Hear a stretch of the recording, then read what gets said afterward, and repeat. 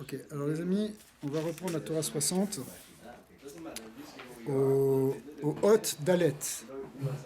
Ok, avec Sa moi. mère, tu m'as dit. Sa mère. Ouais, 60 c'est sa mère. Hot Dalet. Dalet. Sa mère dans la Torah. Alors, on avait vu l'idée que si on... Pour résumer rapidement, l'idée dans laquelle on est, depuis le début de cette Torah, c'est que on parle de la richesse, mais en fait, on va arriver au fur et à mesure qu'on va descendre dans ce texte, l'idée première qu'on se faisait de la richesse, elle va évoluer. Parce que pour nous, la richesse, ça veut dire être très riche. Il parle d'une Achirut Gadol, il nous met un peu l'eau à la bouche avec tout ça. Et puis, finalement, on voit que c'est pas forcément une richesse telle qu'on l'entend au départ, parce que, au contraire, les choses de ce monde, il ne faut pas tomber dans l'illusion et dans la séduction des choses belles de ce monde, qui sont en fait trompeuses. Et si on veut vraiment cette richesse dont on parle, il faut au contraire développer une richesse qui va nous amener à un niveau spirituel spécial, qu'on appelle un très haut niveau de Bodenout. Il faut au contraire se détacher et des formes d'attachement qu'on a illusoires à la beauté des choses de ce monde. Le Geder, Evel Ayofi, et c'est Sheker Achel Vevel Ayofi, qui s'opposent à Isha Yirat Hashem, qui est le lien au contraire de Ira, et on a vu que c'est cette Ira qui précisément permet d'atteindre cette richesse, qui nous permet elle aussi, à son tour, d'atteindre ce niveau de compréhension de la Torah et de méditation sur la Torah, à un niveau extrêmement profond. Alors, je disais que ça va évoluer, et ça va évoluer dans ce Hot Dalet. À la fin du Hot Dalet qu'on va faire ce soir, on verra un nouveau point fort sur la notion de richesse. Et en fait, ce paragraphe d'Alet, tout le début est pour introduire finalement tout ce qu'on va faire dans ce texte, c'est pour nous amener à cette nouvelle définition de la richesse. Alors, Ushlemut Eira, Ibebechinat Shalosh Kavim. On a parlé de Ira qu'il faut atteindre, qu'il faut développer, qu'il faut acquérir, justement en se départissant, enfin en se défaisant plutôt des illusions de ce monde. Mais cette Ira, elle doit être sur 3 axes. Les 3 axes, quand on a l'habitude un peu dans les sphères de Kabbalah, ça fait tout de suite référence aux trois kavim du monde des sphirotes qui sont orientés sur 3 piliers. Le côté de la droite, le côté de la gauche et le côté du centre. Mais qu'on retrouve après dans les Chazal, comme dans Pirkei Avot par exemple, où on dit que le monde il repose sur 3 piliers. Sur Torah, Avoda, Gmilut, Chassadim. Torah étant le cave central, Gmilut, Chassadim c'est le côté du Chesed, Avoda c'est la Tfila, c'est le côté de la Gvura. Et c'est ça l'équilibre, c'est-à-dire que quand on veut avoir un service de Dieu qui permet un kiyum du monde, un maintien du monde, il faut qu'il soit équilibré entre 3 choses. On ne peut pas être que Chesed, on ne peut pas être que Gvura, il faut qu'on soit les deux à la fois et qu'on trouve l'équilibre entre les deux. Avec le Kav Emsaï. Au départ, les Séphirot, c'est-à-dire les principes divins qui permettent de diriger le monde, enfin pas au départ, mais dans une certaine étape, qu'on appelle le Olam HaNekudim, pour ceux qui connaissent, eh bien, les Séphirot n'étaient pas orientés sur ces 3 axes. Seulement les 3 premières Séphirot, les 3 Séphirot supérieures étaient sur les 3 Kavim, qui étaient Chorma Bina, mais les Séphirot inférieures étaient sur un seul axe. Et le fait qu'elles étaient sur un seul axe, eh bien, elles n'avaient pas de communication entre elles latérale en quelque sorte, et ça amenait trop de lumière, il n'y avait pas de partage, d'équilibre, et du coup, ça faisait que ça amenait ce qu'on appelle une Jurat HaKelim. Et le début du Zohar, voilà, Chazak. Voilà, c'est ça les 3 kavim. Je le montre en même temps sur le truc. Ça, c'est le monde organisé sur 3 kavim. Après, on va voir ce schéma qu'on a refait un peu pour la Torah. Là, c'est sur un cave. C'est sur un cave. Voilà. En fait, dans le Olam HaNekudim, c'est pas exactement comme ça parce que les 3 premières, elles sont sur les 3 kavim. alors que les 7 inférieurs, c'est dans les 7 inférieurs qu'il y a eu la Jvira, la destruction.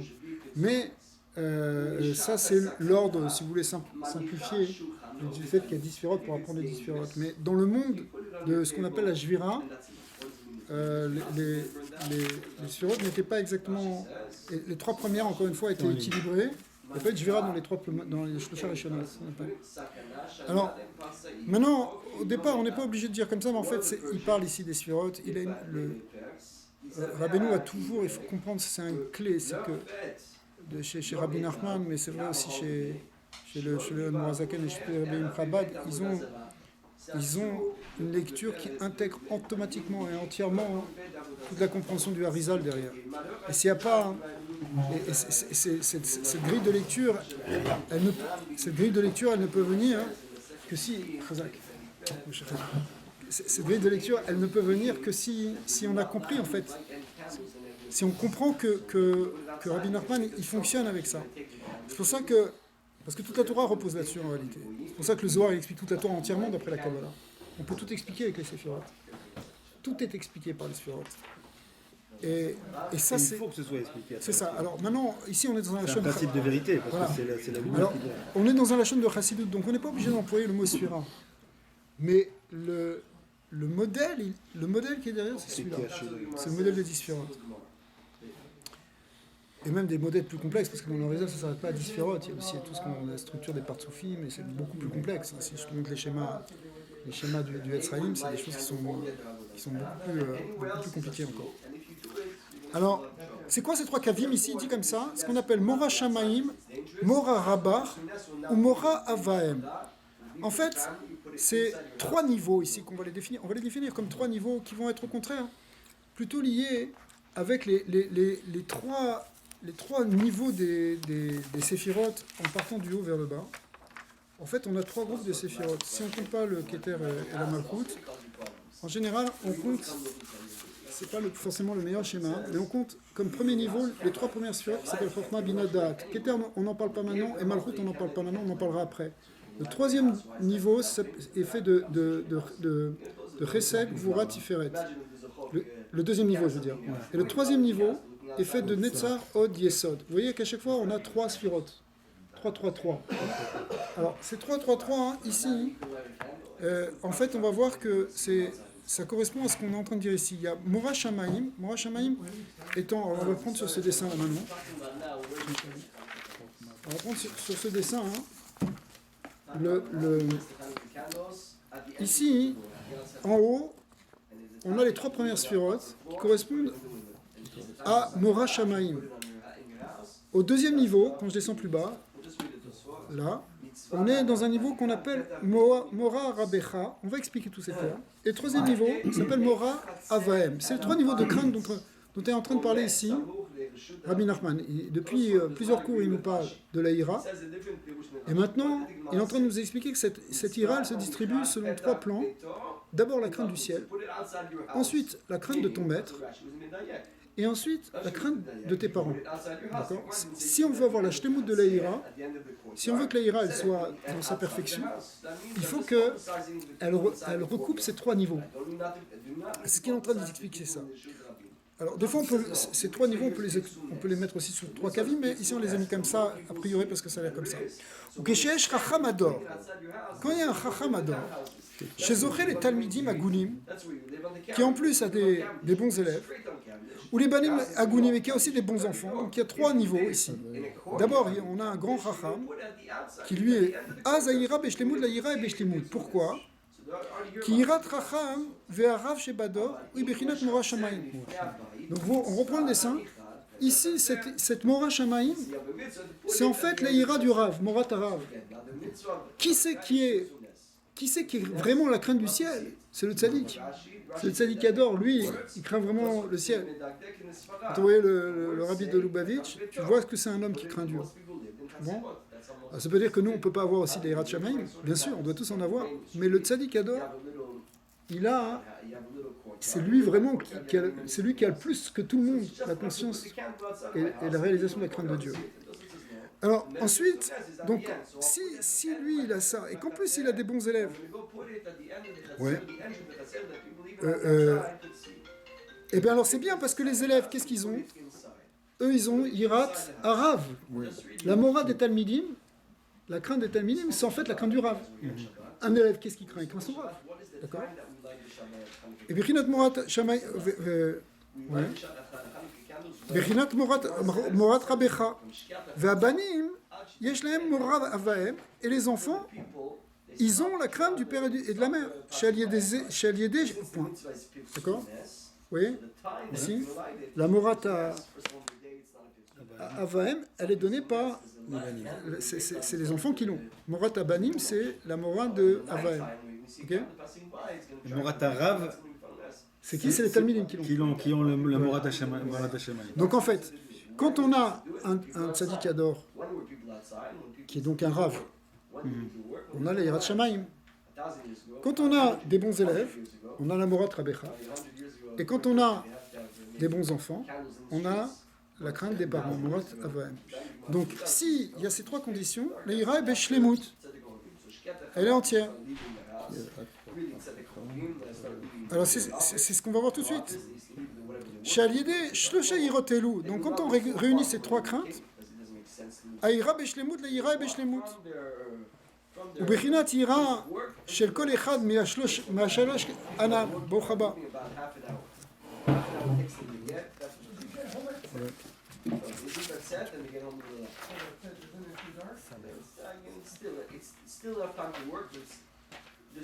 ובחינת יראה של כל אחד מהשלוש הנ"ל, צריך שיהיה כלול משלוש שלוש. Alors maintenant, on a établi qu'il y a trois niveaux. Mais ces trois niveaux doivent inclure aussi chacun trois aspects.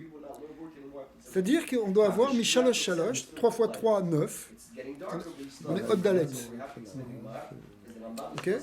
Alors ici, vous voyez, on a défini trois niveaux. La Morat Shamayim, la Morat Rabecha, et aussi la Morat Avahem. Mais dans chacune de ces trois, il doit y avoir trois aspects. C'est 3 x 3. Effectivement, les sphirotes sont regroupées sous forme de trois groupes de 3. Shalosh, Shel Shalosh. Ouais. Ce que ça veut dire une interaction des trois dans la même ligne. C'est-à-dire que dans le niveau supérieur, il y a 3 x 3. Dans le niveau, on va voir qu'est-ce que c'est ce niveau premier supérieur. Il y a les trois kavim. Dans le niveau intermédiaire, il y a les trois kavim. Ça découle. C'est-à-dire que le premier étage, qui est l'étage de l'esprit, il doit avoir trois aspects. Mais non, ce qui nous concerne, nous. Non. C'est des concepts qui sont un peu très spéciaux. Mais qu'est-ce que nous, où est-ce qu'on se situe? Voilà, Italie. Tu vas voir. Morata arabe, Morata. Pour avoir la crainte du ciel, il faut avoir la crainte du Rav. Attends, il faut que tu sois un peu patient. C'est surtout ça. J'essaye de. J'essaie de rentrer dans le. Non, tu as raison. Ici, Rabbi Nachman, il est en train de nous expliquer une chose. C'est que la clé, si on veut avoir cette richesse, c'est la ira. Maintenant, cette ira, la ira, il faut la développer sur trois niveaux. Et ces trois niveaux eux-mêmes se subdivisent en trois. Donc en fin de compte, on arrive à 9 aspects de la ira. Et si on a ces 9 aspects, on va voir la ira shlema. Alors on est dans le schéma pour l'instant, et après on va voir comment nous on peut l'intégrer. Alors, c'est ce qu'il nous dit. Sarir shiye kalul mishalosh shalosh. Dainu morosh el harav, shu morat shamayim. Donc le premier niveau, vous vous rappelez, c'est la crainte que le maître a, qui est en fait la crainte du ciel. Ouais. Sarir shiye kalul bekol atelat. Il doit inclure les trois. Telat, ça veut dire trois en araméen. Les talat quoi? Telat mochin, ce qu'on appelle les trois mochin. Parce que le premier niveau, qu'on appelle le niveau qui est le niveau de Chorma Bina Da'at, c'est ce qu'on appelle les mochin, c'est le niveau spirituel, intellectuel. Okay? Et donc, il y a une ira au niveau de l'intellect, il y a une ira au niveau des sentiments, et il y a une ira au niveau du maasé, on va voir. Mais d'abord, c'est la ira au niveau de l'intellect, elle doit avoir ces trois aspects qu'on appelle ici Chorma, Bina et Da'at. Vous voyez, on les a. Chorma, Bina et Da'at qui est au centre. Ok? Donc il faut développer une ira au niveau de Chokhmah Binadat, on va voir après ce que ça veut dire. Qui ikar yirato shel harav ou al yedei idbonenut gedulat borei yitbarach shemo. Si on veut avoir comment le rav comment le tzaddik, le rav, il peut avoir la ira? Il faut qu'il médite. Sur quoi? Sur la grandeur du Créateur, comme c'est beaucoup expliqué dans le Talmud. D'accord? Chez Choker, Vedoresh Besichlo, c'est-à-dire, il faut qu'il creuse, qu'il interroge, c'est-à-dire qu'il se casse la tête, Pour le voir partout. c'est-à-dire qu'il étudie au niveau de son intellect. La Hirat Hashem, à un niveau intellectuel, elle vient par la réflexion qu'on a sur le Créateur. Penser à sa grandeur, quand tu penses ça. Après, ça va éveiller des sentiments, ce que représentent ces flèches, qui va faire descendre la crainte au niveau des sentiments. C'est un concept. Ouais, c'est un concept très important. Donc c'est une ira au niveau du sechel. D'abord, c'est une ira au niveau du sechel. Ensuite, Il y a ensuite une ira au niveau, on va voir, au niveau des émotions, après c'est le pouvoir tiferet. Et ensuite, ces émotions-là, elles doivent descendre à un niveau encore plus bas, qui va être Au niveau de l'action. Alors, on va voir. Peut-être dédier le cours à quelqu'un qui doit opérer demain. Oui, bien sûr. David Benyakout. David Ben Yaakov. Le cœur de Ben, je me refouche les mains et que tout va bien se passer. personne qui porte ce jeu. Michael, Shalom, Mesod, Ben Chaya. Michael Shalom Mesod Ben Chaya. David Shlomo. Leilou Nishmat, Bezrat Hashem. Bezrat Hashem, des bonnes nouvelles. Donc, on reprend l'idée ici, c'est que quoi? Donc, ça doit être au niveau des trois mochines, qu'on appelle Chokhmah Bina Da'at. Pourquoi? Parce qu'il faut arriver pour ça à avoir une vraie réflexion, une méditation profonde au niveau de l'intellect. Nimsa Shirato à l'idée à Sechel. C'est pour ça que la ira du Chacham, en fait, du Rav ici, elle vient par le Sechel. Alken Sarir Shetiye Aïra Melea Bechol Shelosh Mochin. Donc la ira, elle doit comprendre ces trois mochin, Chokhmah Bina Da'at. Bechokmato Binato Vedato. Kulam Yu Meleim Yirat Hashem. Alors la différence qu'il y a entre Chokhmah, Bina et Da'at, il y a des tas de choses à dire bien sûr, mais en deux mots, la Chokhmah c'est la perception directe d'une idée, un concept que tu l'as compris d'un coup. La Bina, c'est la réflexion sur ça, c'est-à-dire que c'est l'analyse maintenant, tu vas commencer à le développer, tu vas prendre un peu de tous ces aspects. Et le Da'at, ça va être la synthèse entre à la fois une compréhension synthétique et à la fois une compréhension analytique. C'est-à-dire, analytique, ça veut dire détaillé, où tu rentres dans les détails. C'est comme toi, par exemple, quand tu fais un bâtiment, quelque part, tu as d'abord l'idée de départ du bâtiment, comment tu le vois, je le vois comme ça. D'accord ? Et après, il faut que tu rentres dans les détails. Mais en fait, quand tu rentres dans les détails, il ne faut pas que tu perdes non plus la vision de départ, sinon tu vas te perdre dans les détails. Tu ne sais plus où tu vas. Il faut ce détail. C'est comme dans la Gemara, il faut que tu suives un Mahalach, un Yesod. Dans n'importe quelle étude, il faut que tu gardes l'idée de départ.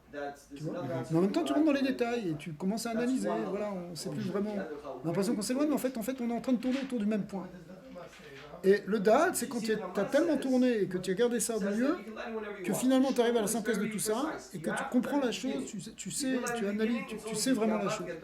C'est pareil au niveau de la connaissance d'Hachem, et donc de la Hirat Hashem, elle doit être à la fois sous Bechina de Chokhmah, de Bina, et aussi de Da'at. Ça va? אתה מבין או זה?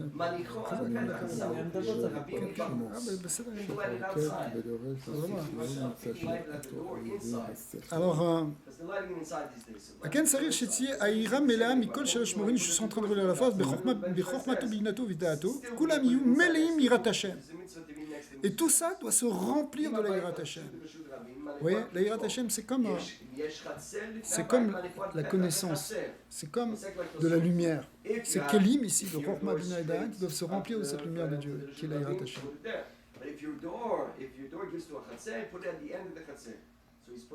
Ve'yirat Talmid, maintenant quand on arrive au... Donc la ira, elle n'est pas là à la base. Il faut la faire descendre. C'est ça, c'est-à-dire à travers cette réflexion d'Akadosh Baruch Hu, c'est ça qui amène la ira. La ira au niveau de Chokhmah Bina Da'at, ça passe par le travail de ton cerveau. Il faut que ta Chokhmah, ta Bina et ta Da'at soient posées. Je sais pas, tu es en train de de réfléchir sur un sujet. Tu réfléchis sur un sujet, ta porte-main est dans le sujet, ta binale est dans le sujet. Tu utilises ton cerveau. Maintenant, ce sujet, ça doit être la conscience de Dieu. Mais, eh bien, ça crée un respect. Si tu commences à penser sur l'infini, qu'est-ce que c'est le Ein-Sof, qu'est-ce que c'est les sphirotes, et la connaissance de l'Ishtal Shelou de Olama, eh bien, forcément, ça crée un sentiment de ira. Mais quelque chose de plus simple, de plus pachout, l'étude de la Torah, Ouais. disons l'étude de la Paracha, ou l'étude de la Gemara, ça amène aussi de la ira? Oui, bien Parce sûr. que ça- c'est pas une réflexion qui... On voit pas la direction vraiment vers Hachem quand tu fais une Gemara. Tu étudies, tu fais des lois sur un terrain, des lois sur un truc. Et ça aussi, ça amène un amshakha de ira? Moins, beaucoup moins, parce que ça l'amène aussi si tu es capable de rattacher à Dieu. Mais si ça devient un objet purement intellectuel, si tu veux détacher d'une réalité divine, Ouais, des fois, tu n'y arrives pas. Des fois, tu vois pas le... non, mais c'est normal, tu es en train de parler d'un shor et d'un chamor, donc ils se sont encornés, etc. Alors, a priori, tu n'es pas en train de parler d'Hachem. C'est ça. Mais si tu es capable de remonter ça à sa source, et de voir la grandeur de Dieu qu'il y a dans ses mishpatim, je sais pas, tu étudies Kiddushin, et tu vois la profondeur de la pensée divine qui se cache derrière ces lois de Kiddushin, pour donner un exemple, forcément, ça t'émerveille par rapport à Dieu. Et donc, ça donne un sentiment de ira. La ira, c'est un sentiment de כשמתבוננים בטבע, כבר רואים את גדולת השם. Quand tu observes n'importe quoi. Mais moi, je voulais voir, est-ce que c'est... Oui, mais ça, c'est pas le même niveau. Ça, c'est ce qu'on appelle Ahava V'Yirat. Ça s'appelle Ahavat Olam, ou une ira qui vient On de... demande qui. Si je t'abarre chez moi, quand tu vois tout ça, tu sais que C'est émerveillant. ça ne vient que de Mais lui. c'est pas une ira, il faut qu'elle soit pure, il faut la Non, purifier, c'est ça. c'est pas ça, c'est qu'il y a plusieurs niveaux. Ici, on est en train de parler de la ira sirite, À travers le sechel. au niveau du sirite. Après, il y a une ira au niveau... Mais est-ce qu'on peut dire que l'étude de la Torah, dans son sens le Au plus niveau des simple, midot. est-ce que ça amène, Pas forcément. intrinsèquement, ça amène Non, la c'est ira? pas... Oui et non. Oui, mais indirectement. C'est pas direct. Ça peut être un plaisir intellectuel. Voilà, exactement. Tu peux étudier la Torah, hein. Il y a des gens qui étudient la Torah, mais ils sont pas dans la Torah. Ils sont pas dans la ira. Ils sont pas dans l'Ira. Il y a des grands spécialistes du Talmud, mais qui étudient le Talmud avec un cigare Shabbat.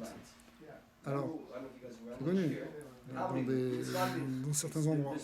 Alors, ça veut dire, c'est un plaisir d'étudier la Torah, mais ça n'amène pas directement la Yirat Hashem.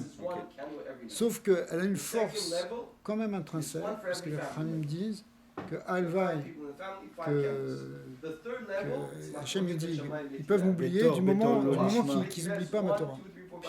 Parce que la Torah elle a une force qu'on appelle le Maor Sheba Torah, le luminaire qui est dans la Torah, il a une force d'être marzir quelqu'un dans la Tchouva.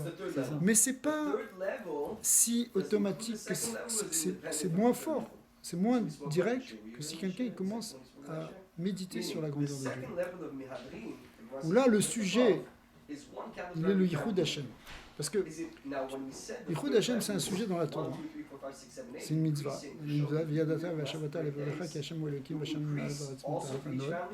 On a une mitzvah de connaître le Yichud Hashem. Comme on a d'autres mitzvot. Sauf que c'est une mitzvah qui est à la limite plus grande et plus fondamentale que toutes les autres mitzvot. Ouais. Donc, cette mitzvah de Yichud Hashem, elle est quand même une mitzvah. Donc, les autres mitzvot aussi, si tu dis d'autres lois, aussi ça a une force de te rapprocher d'Akadosh Baruch Hu. Tout vient d'Hachem. Sauf que celle qui te parle du Yichud d'Hachem, c'est une mitzvah qui en plus te parle d'Hachem. Ah ouais, reprends le passage, s'il te plaît. On a une mitzvah des 613 mitzvot d'étudier et de connaître l'unité de Dieu. L'unité de Dieu. L'unité, mais c'est bien connaître Dieu. Ouais. Veyadata, et tu sauras, Vashavota levarecha, tu amèneras dans ton cœur, c'est-à-dire que tu vas intérioriser, c'est pas une connaissance simplement extérieure, mais intériorisée dans le cœur.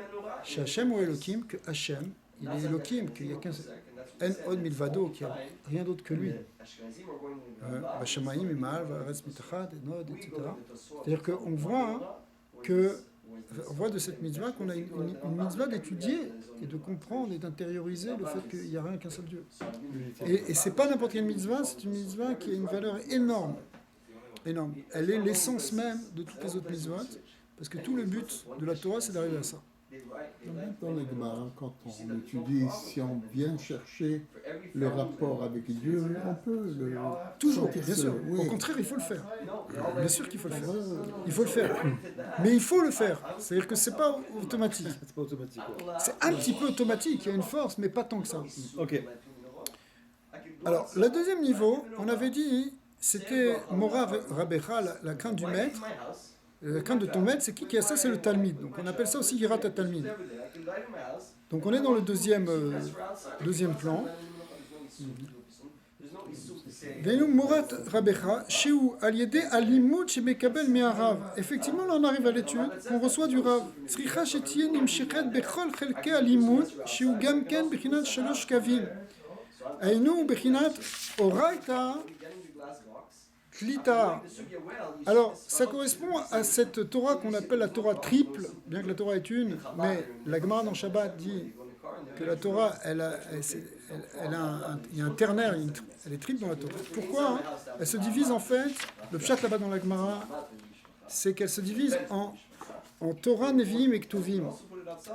Donc la Torah, et finalement peut-être ça répond plus à ta question ici en fait, directement, c'est que la Torah aussi, elle véhicule une certaine ira. Voilà, on y est là, tu vois. Alors, elle véhicule une certaine ira et elle se distribue aussi sur 3 kavim.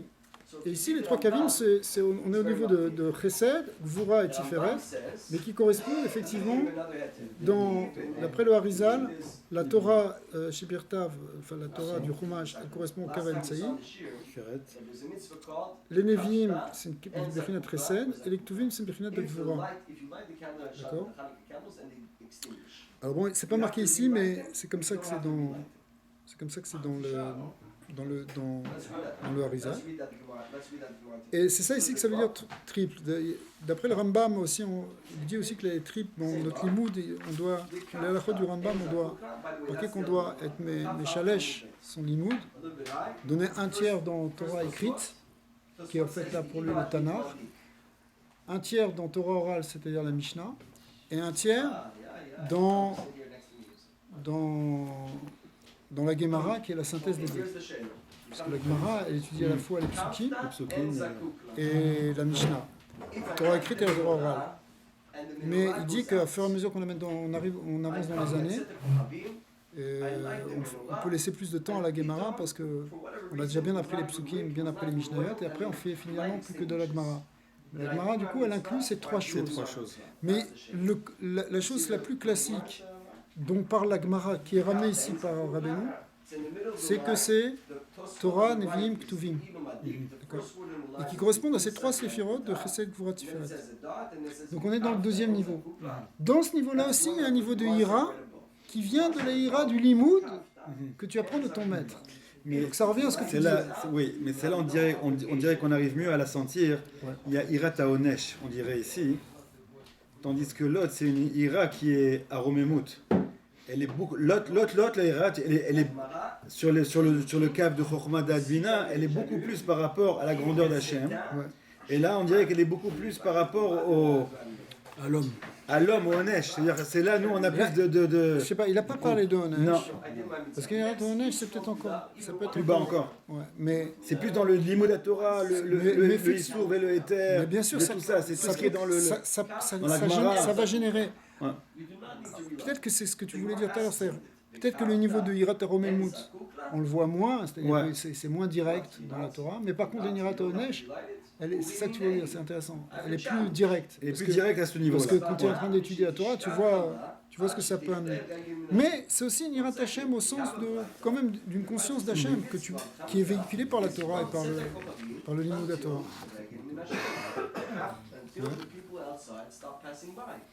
Alors, et enfin, on arrive à la troisième niveau qu'on a dit la ira à Ben, la ira que le fils a, pour qui il a cette crainte, pour ses parents. Shiu Mora Avaem. Et donc là, on arrive dans le troisième niveau de notre âme. Et effectivement, là-bas, Bechinat, Bait, Vaon, Nachlat, Tavot. Il y a un passage dans Michelet qui dit la maison et la richesse sont l'héritage des parents. Et il y a un remède ici que la richesse, donc la richesse ici, on arrive en fin de compte à la richesse mamash, puisqu'on est en train de parler de on. Et Vetsarir, Sheit Pachet, Aïra, Alcool Chelke Ashirut. Il faut que la ira, elle s'épanche sur les trois aspects, enfin sur tous les aspects de la Ashirut. Shem Nachalat Avot, qu'on appelle Nachalat Avot, parce que l'héritage des parents, a priori, c'est une richesse. Deino, Bechinat Shalosh Kavim, les trois kavim qui sont dans la Ashirut. Bechinat, comme Rami m'ont dit, la Gemara dans Baba Metzia dit Leolam Yeshalesh Adam Maotav. Il faut répartir ton argent en trois, dit la Mishnah, ni la Gemara. Shlish bi frak matia, un tiers dans les affaires, frak matia, dans ton commerce, dans tes investissements, ça peut être, Shlish yatmin bekarkaz, il y a un tiers qu'on doit mettre dans l'immobilier, ou shlish beyado, et un tiers qui est disponible, c'est-à-dire les liquidités, le cash. Donc, il y a un tiers qui est investi dans les affaires, un tiers qui est investi dans l'immobilier, et un tiers qui est dans les liquidités. Ça, c'est ce que dit la Gemara. Et ces trois-là, on va retrouver nos trois kavim encore une fois. C'est-à-dire, en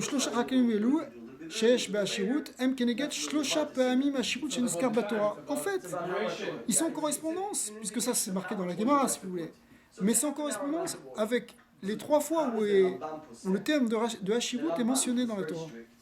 Qui bechol la Torah kula lo niskar Hashirut ki im shalosh pa'amim. La richesse n'est mentionnée que trois fois dans le Chumash. Deinu etzel Sdom. La première chose, c'est chez Sdom. Pour eux, c'est pas très positif, mais on voit qu'ils étaient très riches. Il y avait une grande richesse là-bas à Sdom. Moshe Katuv, velo tomar ani et Sharti et Avram. Quand Avram Avinu, le roi de Sdom, a voulu lui proposer la richesse, il a dit non, pas question. Je ne prends rien du tout, ni un fil de chaussure, ni quoi que ce soit. Pourquoi ? Parce que je ne veux pas qu'on me dise que voilà. Que j'étais enrichi. Ve'etzel Rachel. Alors ça c'est la première chose. Alors, on va revenir sur Sdom.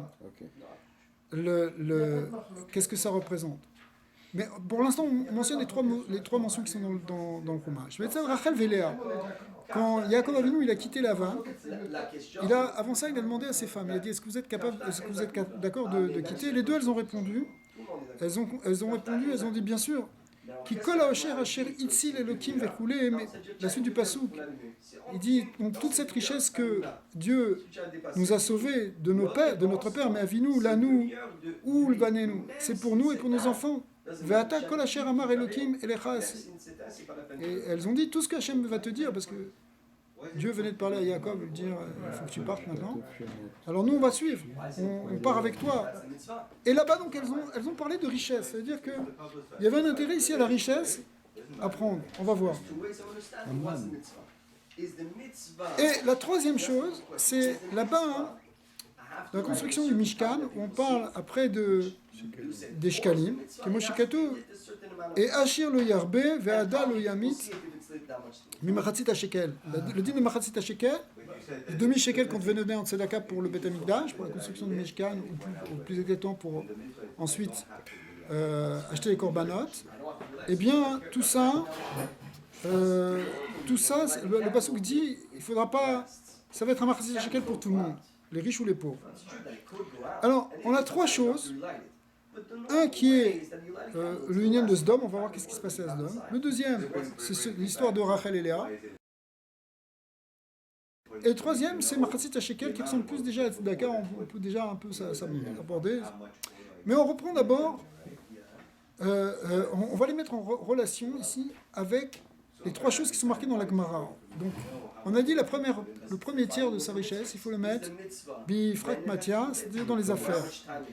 Et ça, c'est où il dit c'est Keneged, Ashirut Sheniskar et Sdom. Ça ressemble à ce qui est chez Sdom, qui Sdom Ktiv Anishkarim mini ragel. On oubliait, c'est un passouk dans Iov, qui dit que Asdom devait être oublié le pied. Qu'est-ce que ça veut dire oublier le pied? Ça veut dire qu'ils avaient beaucoup d'argent et ils voulaient oublier tous ceux qui passaient à pied, les passants, les commerçants, pour ne pas perdre de l'argent.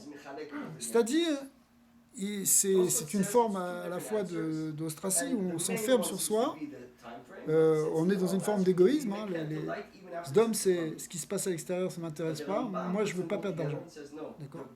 Donc, en fait, l'argent, ici, dans le commerce, normalement, c'est justement la mobilité de l'argent. C'est-à-dire qu'il y a des échanges. Une somme d'argent qui va passer chez un autre, qui va passer chez un autre. C'est le mouvement du commerce. Chez Sdom, il est bloqué, ce mouvement du commerce. D'accord. Il est en retenue. Mais parce que eux, c'est leur côté négatif. Ils ont un côté négatif puisqu'ils ont peur.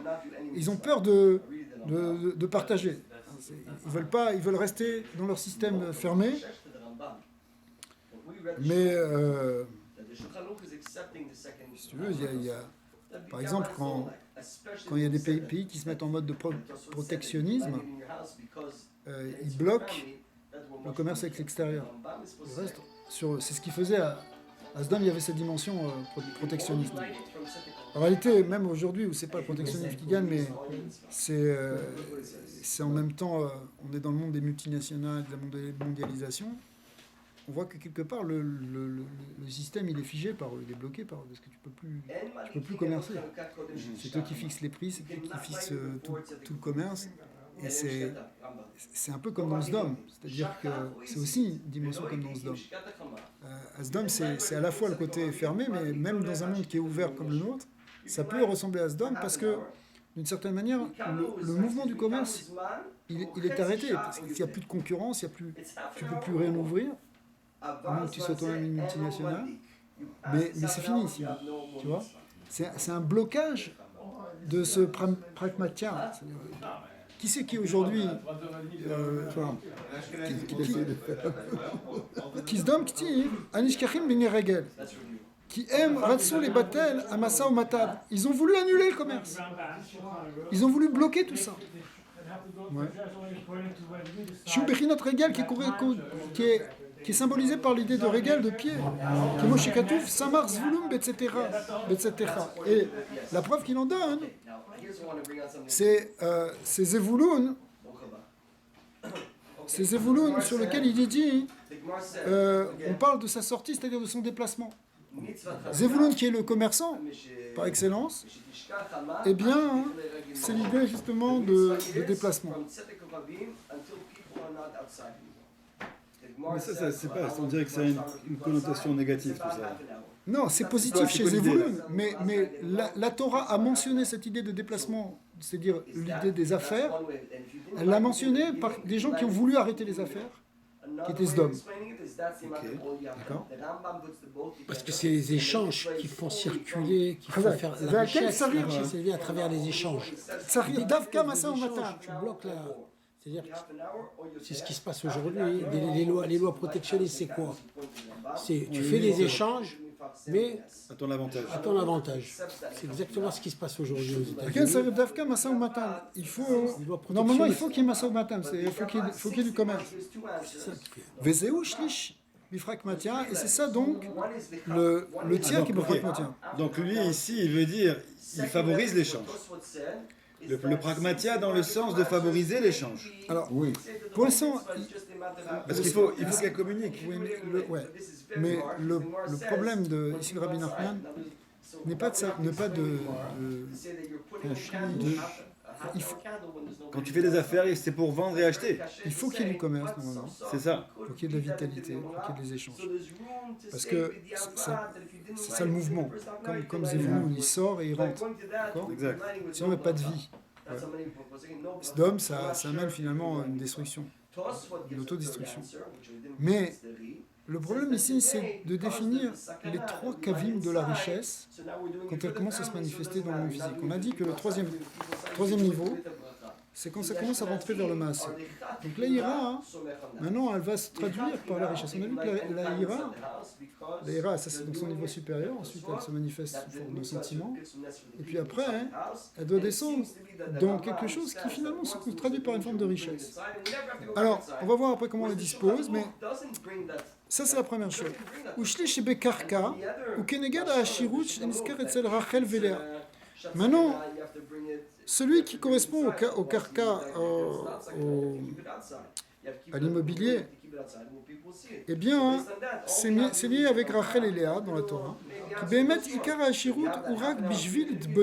Parce qu'en fait, alors écoutez bien, parce qu'ici, c'est le point clé de ce paragraphe. En fait, il dit quelque chose. Le Ikar de la Hashirut, on l'avait déjà vu un petit peu avant, mais il le redit maintenant clairement. Ikar Hashirut, l'essentiel de la richesse, ou Rak Bishvil Itbonenut. C'est seulement pour arriver à méditer. Méditer sur quoi? Sur la grandeur d'Hachem et connaître Hachem. Aval, Belosé, Hashirut, ou Rak Bishvil Nashim Uktane Adat Kemotan. Si elle n'est pas utilisée pour ça, la Hashirut, mais parce que tu veux t'acheter ça, et tu veux t'acheter ça, et tu veux t'acheter ça, et tu as encore ce désir-là, c'est une Bechina de Ktanim, comme femme et enfant. Vezeu she'amru ki kol haosher asher itzil Elokim me'avenu lanu ulvanenu. Qu'est-ce qu'elles ont dit, Rachel et Léa? Toute cette richesse que Dieu a sauvée pour nous, c'est-à-dire nous les femmes, ulvanenu et nos enfants. Aïnou, shekol ha'ashirut urak bishvil nashim uktane adat kemonu. Elles, c'était leur point de vue, que la richesse est simplement pour les femmes et les enfants, et ceux qui sont encore jeunes d'esprit. Aval ata, mais toi Yaakov, Vata kol asher amar elekcha Elokim assez. Mais tout ce que Dieu te dit, fais-le. Dainu, shatat sarir la hashirut, bishvil itbonenut begadlut Hashem. Toi, tu as besoin de la hashirut pour autre chose, pour la grandeur de Dieu. Ou kenegedze, ou bechinat shlish bekarka. Et ça, c'est l'union de un tiers dans le karka. Bechinat Isha Karka Olam, cette expression qui est employée par la Gemara au sujet d'Esther, qui dit que Esther était complètement passive par rapport à Achashverosh, bien qu'Achashverosh fait ce qu'il a fait avec elle, mais elle était complètement passive. Ça s'appelle Karka Olam. C'est le côté, si vous voulez, substance de la terre, le côté du karka. Le karka, c'est le terrain, qui représente ici le côté féminin, qui est le côté passif. Alors, qui est le côté passif ici. Alors, ce shlish-là, qui correspond au karka, il te dit pourquoi le karka, hein, il correspond aux femmes. Parce qu'on l'apprend de Isha Karka Olam. Isha, elle est appelée karka. Ou shlish beyad. Ouais. Ouais. Alors, ça, c'est le deuxième niveau. Donc, on avait l'union ici de Netzar. Ouais, de Netzar qui correspond, on va voir en fait, on a pour l'instant, on va dans ce sens.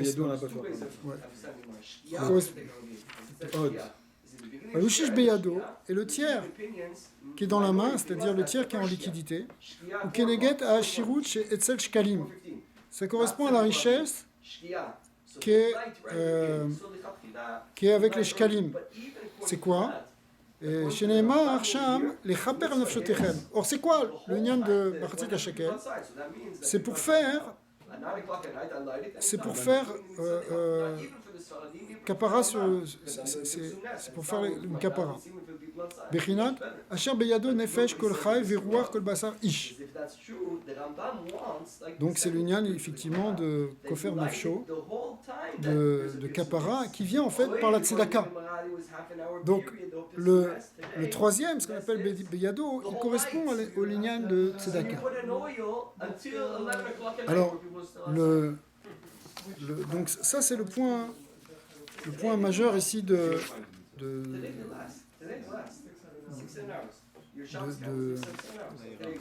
l'Aïra. C'est-à-dire que l'Aïra, elle doit être à la fois dans l'union de Tzedaka, qui est du côté du Chesed, à la fois sur le côté, ici on a vu des Nashim qui correspondent au Karka, qui est une union qui a directement Malchut, et ici ici le régel, qui est le lien de hot, qui est le lien de mouvement.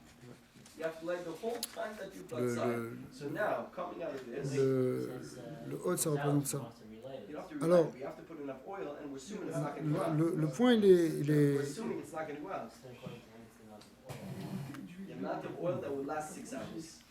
Bon, maintenant nous, parce que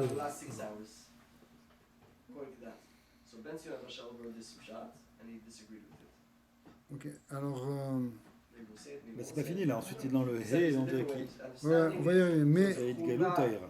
ce qu'on voit de ça, hein, c'est que ici, on fait descendre les hiéras des niveaux les plus élevés vers des niveaux intermédiaires, vers des niveaux plus bas, jusqu'à ce que ce soit les hiéras des banim. Et si c'est pas les hiéras des banim, c'est-à-dire ça doit descendre dans les banim. Et c'était intéressant parce qu'on a vu que ici, surtout au niveau de ce qu'on appelait le karka, soit c'est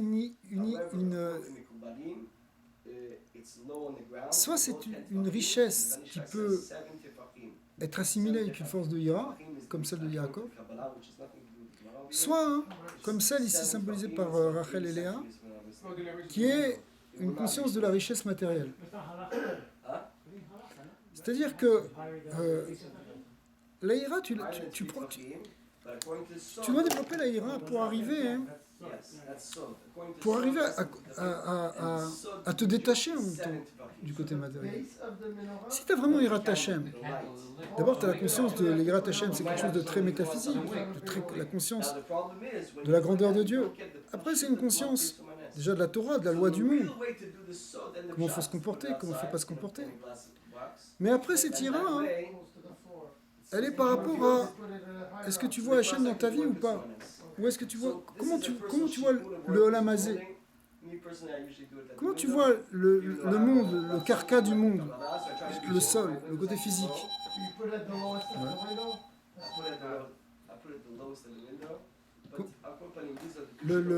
La ira, elle doit descendre jusque dans ce niveau inférieur pour qu'il y ait un détachement. Et s'il y a ce détachement qui se fait, hein, si vous voulez, c'est là qu'on arrive au niveau de Malchut. Et c'est dans Malchut qu'on retrouve le lien du Keter. Parce que le Keter, Malchut, la première sphère, elle est liée avec la dernière. Ou elle est la première du monde en dessous. Ce qui fait ce lien, c'est ce niveau de Hatik. Si quelqu'un veut arriver au niveau de Hatik, qui est le but de cette Torah au départ, il faut qu'il développe la Hira, il nous a dit. Il faut qu'il ait Arichut Yami, il faut qu'il développe la Hira. Mais cette Hira, il faut la développer dans tous ces niveaux-là. Et ça ne suffit pas de méditer sur la grandeur, il faut qu'ensuite on amène ça au niveau des sentiments, au niveau même de notre conscience. Comment tu regardes les choses, comment tu vas te détacher des ta'avot.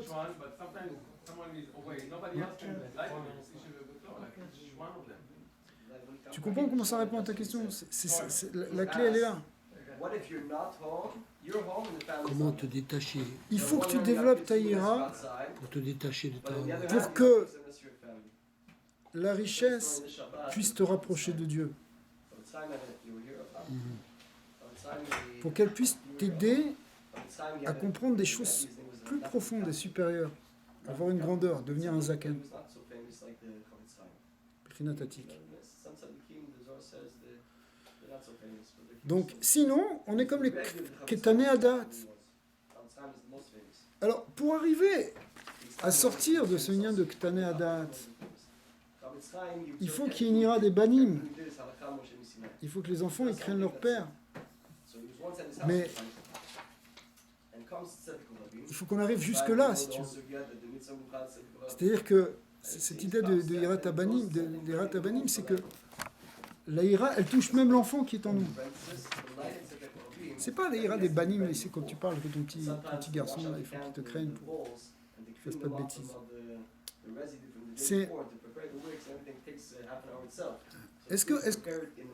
Il faut que même le ben qui est en nous, l'enfant qui est en nous, il développe la ira Hashem. Sinon, il est encore en train de jouer avec les objets de ce monde. C'est pas une question d'âge. Tu peux être, je sais pas, tu peux être excité encore par l'argent et par les choses de ce monde. pour elle. Mais ça veut dire que tu n'as pas mis de l'Yirat Hashem dans ça. Tu en as peut-être mis un petit peu, ça descend progressivement. Peut-être que tu ne vas pas faire quelque chose d'interdit. Tu vois? Mais l'idée, c'est d'arriver à amener la ira, d'être mamshir la ira, jusqu'à ce qu'il y ait jusqu'à ce que cette ira, elle amène une itbonenut.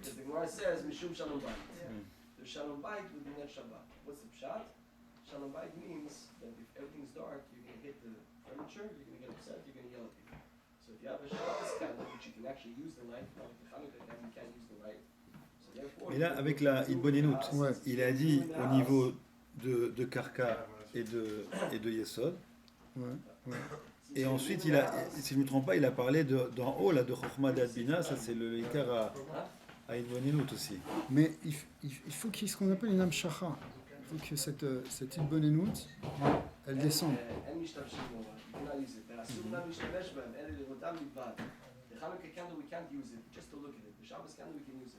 So since it's preferable to take the Shabbat candle over the Hanukkah candle because of Shalom Bayit, so he said, so for sure I'm not going to make a problem with Shalom Bayit. Donc ça, c'est un dévoilement de Hatik. If I would light On before, veut Il ne peut pas y arriver, avoir. Il ne peut pas y avoir de dévoilement de Hatik s'il n'y a pas de on Hira. veut arriver à ce que la richesse, I'll say something back. elle amène une arichut yamin. Because of the Shabbat, if only On veut arriver à ce que la richesse, les biens he matériels, understood that it bothers. ils amènent une conscience plus élevée du Créateur. Et non le contraire. Mais pour ça, la clé qu'il a donnée depuis le début, c'est qu'il faut intégrer la hiera. Il faut Intégrer la hiera, la conscience d'Hachem, ou la crainte d'Hachem. Mais pour augmenter cette hiera, il faut le faire dans tous les plans de notre être. Au niveau de notre intellect, au niveau de nos sentiments et au niveau de notre conscience du masse. Mais le mien. Il faut être mamshir. Ok, maintenant, si on...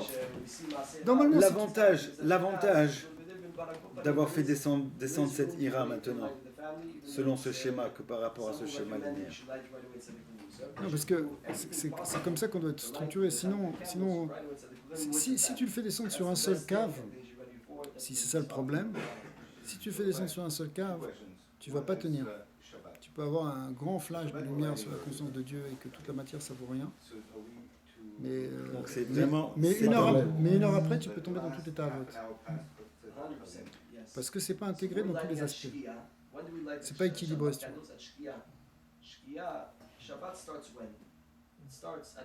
Donc il faut intégrer la Hira et la connecter finalement, la connecter, même si avec la richesse, reconnecter. Intégrer le Chokhmah Shabbat is Yom HaShvi. Yom HaShvi, Shabbat v'Nefesh. What is Yom HaShvi? C'est pas évident, hein. It starts at night. But what's night? Tu sais, quand on arrive dans la richesse, des fois, Ouais. c'est exactement le contraire qui se passe, hein. Et pourquoi? Parce qu'on est Bekatne à date. On est Bekatnout à date. Parce qu'on ne développe pas assez les hiras, tu vois. Et pour ça, on a besoin d'être bonne On a besoin, ça commence par l'Aïd Bonenut. Commence par les... Ça commence l'Aïd Bonenut à un niveau circli, ça continue par l'étude de la Torah. Il faut tout ça à la fois. Et après, il faut amener tout ça, il faut le faire descendre.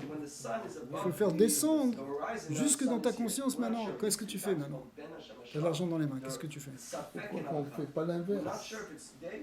Vers le- On commence d'abord par les départs Be'emunat, Tzedaka, il a dit, Margel, et monter au fur et à mesure. Oui, on fait aussi ça. Hein? On fait aussi ça. Mais c'est comme si tu dis, c'est pas parce que tu vas faire du commerce que c'est automatiquement que tu vas venir à la Torah. Tu comprends? Alors que la Torah que tu étudies, elle doit te transformer dans ton vécu commercial. Si tu étudies le matin normalement, tu ne vas pas sortir de la même manière quand tu vas aller au bureau, quand tu vas aller au chantier, sur le monde du travail. Ça doit influencer. C'est pour ça que le matin on prie, on étudie, on prie, c'est-à-dire on développe la méditation sur Hachem. C'est ça la prière. Ensuite on étudie, on amène la Torah. Et après on amène ça dans le masse. Il y a 3 étapes dans, c'est marqué dans le Shulchan Aruch, c'est des simanim. D'abord on va prier, ensuite on va étudier, et ensuite on va travailler. Ça correspond à ces 3 niveaux ici. La tefila beklalout, c'est une bonenout. Parce que dans la prière, on est avec Hachem.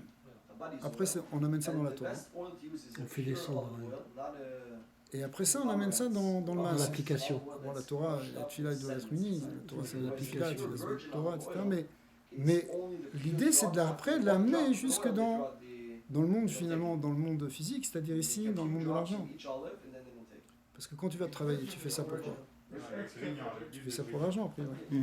Au niveau du pshat, au niveau plus profond, c'est pour autre chose. C'est pour faire un birour, c'est pour faire des tikkunim, etc. Mais maintenant, tu descends ça. Alors, tu dois amener la ira dans ce niveau-là. Il faut que la ira, elle te bouge là. C'est là qu'il faut qu'elle te bouge.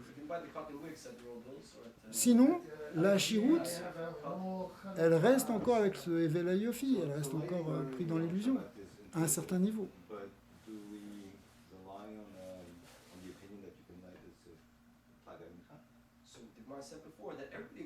Ouais. Je sais pas, ça n'a pas l'air de vous parler. Ouais, c'est C'est pour ça que Rabbi Nachman, ce qu'il te dit, il te dit le matin avant de sortir, tu te mets la main sur la mezouza, il te dit Hachem fait en sorte que je vais travailler, pas pour prendre, pour donner. Ça, c'est un très bon jaune. On retrouve le lien de Tzedaka ici. C'est ça. On ne peut pas se fier juste à l'étude, on ne peut pas se fier juste à nos connaissances. Il faut aussi travailler l'intérieur. C'est ça qui va. C'est un concept qui n'est pas facile, ça c'est sûr. Mais un concept qui est facile à intégrer, ça prend beaucoup de travail. Non, là, on a vu la séparation. On a vu qu'il faut se séparer. Il y a un bureau à faire. Il y a un birour à faire, mais ce birour de 3 là. Ce birour des 3 kavim. Mais pour qu'il lâche les moods de l'Eira. Pour qu'il lâche les mots de l'Eira, il faut travailler l'Eira à tous ces niveaux-là. Au niveau Chorma, Bina, Da'at, au niveau de Torah Shebirta. Dans le sens pratique, c'est d'avoir, nous, la morale du Rav, la crainte d'un Rav, la crainte d'être un... Mais le niveau supérieur, c'est la crainte que le Rav il a. Oui, Qui est la Morat Shamaïm. Nous, on peut avoir la crainte du tzaddik, disons. Mais la crainte du tzaddik, c'est le deuxième niveau. C'est le deuxième niveau. Le premier niveau, c'est la crainte que le tzaddik a. Ah, donc lui, il amène cette crainte dans le monde. Oui, mais en fait, comme il y a en chacun de nous une bérina de tzaddik, nous aussi, on peut méditer sur la grandeur de Dieu. Nous aussi, on doit grandir. Au contraire, on a même une mitzvah de grandir dans cette connaissance de Dieu. C'est une grande mitzvah. C'est une mitzvah qui est immense. C'est une immense mitzvah. Celle d'avoir la connaissance de Dieu. Mais ça, dans ce niveau-là, c'est la Morat Shamaïm. Celui qui a vraiment ça, c'est le Rav. C'est le maître. Celui qui a un niveau intermédiaire, il a la crainte du maître. Et celui qui a un niveau inférieur, il a la crainte du Talmud, du père. C'est comme si... L'idée, c'est que c'est toujours rattaché par rapport à quelque chose de supérieur, d'ailleurs. Tu as toujours peur de quelque chose qui est au-dessus. Peur, c'est pas le bon mot. Tu as un respect, tu as une conscience d'un niveau supérieur.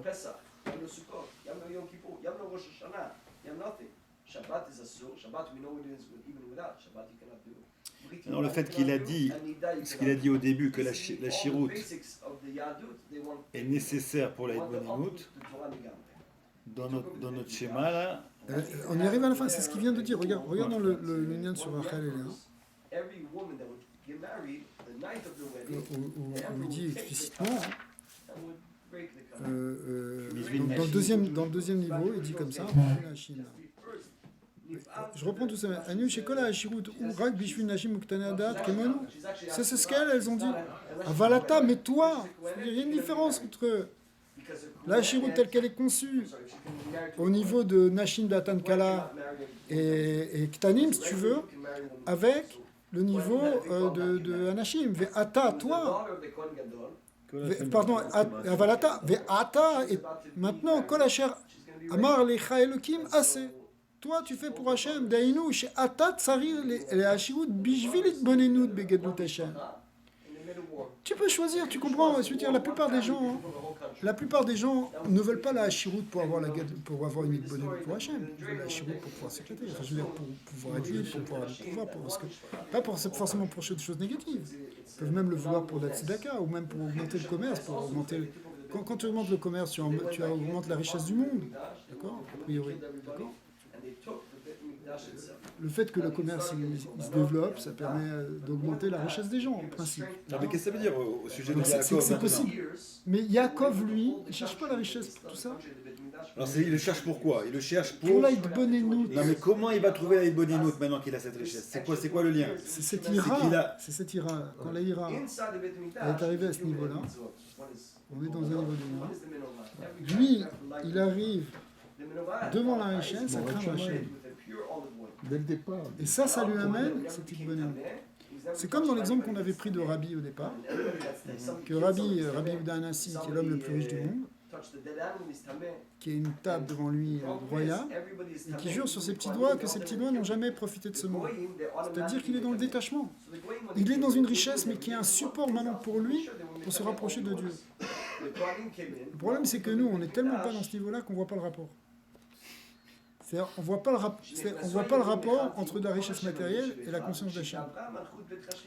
Mais justement, c'est parce que tu arrives à t'en détacher et que tu vois et que cette richesse-là, elle est l'expression dans le physique, justement, d'une grandeur divine, quelque part. Elle est la manifestation dans le physique, dans le monde de la matière, de la grandeur divine.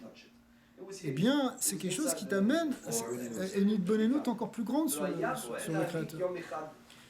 Ça n'empêche pas d'avoir une autre bonne même si tu n'es pas riche, puisqu'on voit que déjà tu peux travailler le lien de Chokhmah, Binadan, sur la grandeur du Boré Olam et développer une grande Yirat Hashem. Aval ici, il y a quelque chose en plus. Et c'est ce niveau-là qui va nous faire passer dans le niveau d'après, qui s'appelle Malchut, et qui contient le niveau de Hatik. Parce que Malchut, c'est Keter.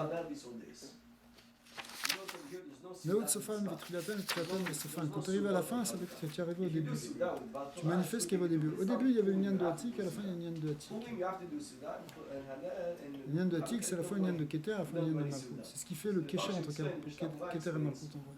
C'est pour ça aussi que ce graphique-là, il montre qu'ils sont tous connectés d'une certaine manière. Vous voyez les traits du bas en haut vers le haut. Oui, toutes les sphirotes, elles sont connectées. Oui. Mais ça, c'est justement ça le tikkun, c'est quand elles sont connectées. Mais ici, le mouvement qui est donné dans cette Torah, c'est qu'il faut faire descendre les gens. C'est pour ça qu'il est parti du haut et descend vers le bas. On doit même chier les Ira jusque dans ton côté matériel. Parce que je sais pas, je vais prendre un exemple. Tu es en train d'étudier la Torah, tu entends un super show, tu te dis waouh, ça te crée une Ira. Mais maintenant, tu entres à la maison. Tu as un coup de téléphone, tu as un machin, ou tu vas au bureau. Est-ce que cette ira-là, tu l'as amené dans ton bureau ou pas? Est-ce que tu avais pris conscience de quelque chose de très fort qui t'a amené une certaine conscience de Dieu? Tu te dis, voilà, il faut faire c'est important, il faut faire attention. Mais après, c'est encore une étape de l'intégrer dans ta vie quotidienne. C'est Begeder, justement ce le passage qu'on a dit tout à l'heure, Yadata Vashevota, il faut connaître l'amour dans son cœur, après il faut même le faire passer dans le masque. C'est-à-dire que... Donc la Hitbonenut, c'est la séparation entre l'unité d'Hachem et ce qui n'est pas l'unité d'Hachem. Hitbonenut, ça veut dire méditation. C'est-à-dire quoi une méditation? C'est pas forcément une méditation orientale. Ça peut être une réflexion. C'est la chaîne Bina. Hitbonenut, c'est la chaîne Bina. Donc, c'est Mevin d'avoir, d'avoir. Tu réfléchis, tu prends un concept, tu tournes autour. Qu'est-ce qui génère quelque chose en toi? Une conscience, une vision, ce que tu veux. Donc ça, c'est Hitbonenut. La Hitbonenut sur la grandeur d'Hachem, elle génère des sentiments. Va rentrer ce soir chez toi, mais isole-toi. Ferme les yeux et pendant 5-10 minutes, tu penses au Créateur. à sa grandeur. So it takes 7 days to go to Tu vois, tu as pris le and on the sentiment de 8th respect. day, you can crush again the others impurity. Ça va Everybody's descendre dans tes coming. sentiments. So it's Mais gonna ces take them 8 sentiments-là, days. And the après, next il faut les one is faire the last 8 descendre days until they worked out. jusqu'à ce que ça devienne des sentiments naturels dans ton cœur.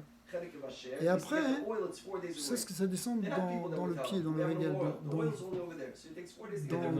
dans Netzarot Yesod, c'est-à-dire une âme chakra qui va le faire sortir dans le monde, dans le monde quotidien, qui ne soit pas simplement au niveau intérieur, mais au niveau extérieur. C'est ce que ça représente, Netzach Yesod Hod. Oui, Netzar Yesod et Hod, c'est ce qui fait la âme chakra, les kochot qui sont dans Chesed Gvura Tiferet. Mais Chesed Gvura Tiferet, elles reçoivent leur influx de Chochma Bin Hadat. Chochma Bin Hadat, c'est les mochim. Ils sont mashpim dans Chagat, c'est le Gvura Tiferet. Et après, de Chagat, ça descend dans Netzarot Yesod, dans Nehi. Et Nehi, il s'affirme après dans Malchut. Malchut, c'est le Maaseh. C'est le Maaseh. C'est le Maaseh Mamash. Et c'est quoi le Nehi? Nehi, c'est la Hamshacha de Maaseh. C'est juste avant le Maaseh? C'est juste avant le Maaseh. C'est la Kavana, peut-être? Non? C'est ce qui permet. C'est le corps qui fait sortir au poète. Ah, ok. Tu vois? Le corps qui le fait sortir. En fait, c'est-à-dire, Nehi, c'est comme une reposition de Chagat. C'est comme Chagat qui vient et qui se. C'est ce qui permet de faire descendre Chagat dans le Maaseh. Malchut. Donc on peut parler déjà de Nehi comme le Maaseh. Des fois, dans certains sugyot, on parle de Neim, Netzarot Yesod Malchut, parce que tout ça c'est une seule entité, c'est le Maaseh. Comme nous on est séparés, si tu veux, en trois parties. On a un côté intellectuel, un côté émotionnel et un côté physique. C'est les trois parties de notre être. L'esprit, l'âme et le corps. L'âme, voulant dire ici la psyché, la psychologie, les sentiments.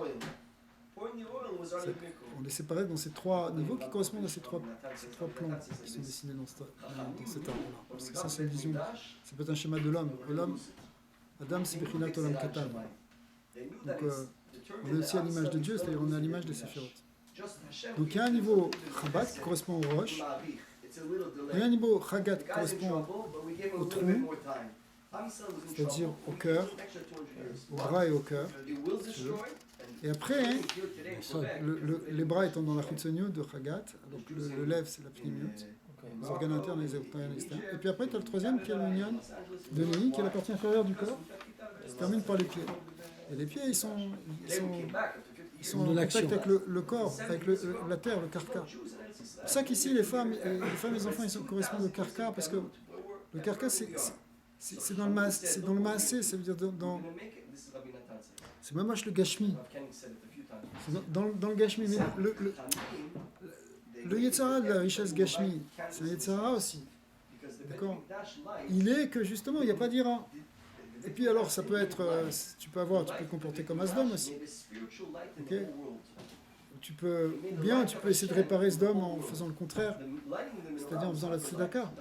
Tzedaka, c'est l'opposé de Sdom. C'est comme la tzara. C'est deux facettes inversées. L'union des shkalim, vous comprenez que l'union des shkalim, c'est-à-dire c'est donner de la tzedaka, c'est exactement l'opposé inverse du maaseh Sdom. Sdom, c'est l'anti-tzedaka. On n'a pas le droit de faire tzedaka. On n'a pas le droit du tout de donner. Il ne faut rien donner, on ne peut rien perdre. Parce que tzedaka, c'est tu donnes. C'est vraiment le contraire. Mais l'union de Yesod, il le dit avec ici. Est-ce que justement, le Yesod, c'est l'union de Nashim ici? Et c'est l'union de Nashim et de Banim, c'est la Olada. Et donc, est-ce que ici, dans les Banim, est-ce que nous, on va rester à ce niveau-là, ou est-ce qu'on va développer le côté supérieur de l'Ira des Banim ici? Et donc, c'est la différence ici entre Yaakov et Rachel et Léa. Rachel et Léa, elles voient encore la richesse qui nous a été donnée à nous, au côté terrestre, symboliquement. Et Yaakov, lui, c'est cette richesse qui est donnée pour maintenant se détacher justement de cette richesse et arriver à un niveau céleste, à un niveau supérieur de connaissance et de compréhension. Au niveau du tzaddik. Le tzaddik, il peut être très riche, et c'est normal qu'il soit très, très riche, mais jamais il va profiter un instant de la richesse. Pas ça du tout son but. Mais peut-être Mais il faut qu'il soit très riche. c'est peut-être la lumière qu'il y a dans la richesse. C'est la lumière Ces fameuses Gevanim là. Alors, c'est quoi les Gvanim, c'est exactement les lumières de Sephira. C'est les lumières de... Ça prend celui-là qui a la richesse, il voit le Shoresh, on va voir. le Gevanim. On va voir, mais voilà. To be continued. Wow. Non, c'est un très bon cours.